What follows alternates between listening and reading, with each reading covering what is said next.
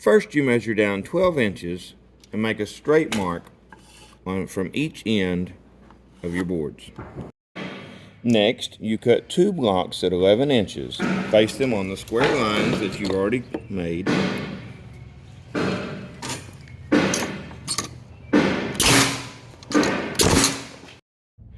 Next, place your bracket on the end of your ramp using a rubber mallet to strike it into place. Next, we use a 3/8 inch drill bit to drill through for each of our bolts. Finally, we install the bolt in the hole, perhaps using a mallet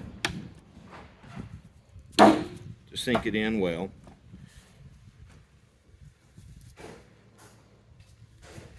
Then install the nut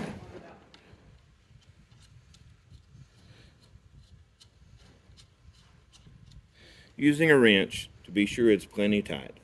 After fully tightening the nut, your ramp is now ready for use on your storage building.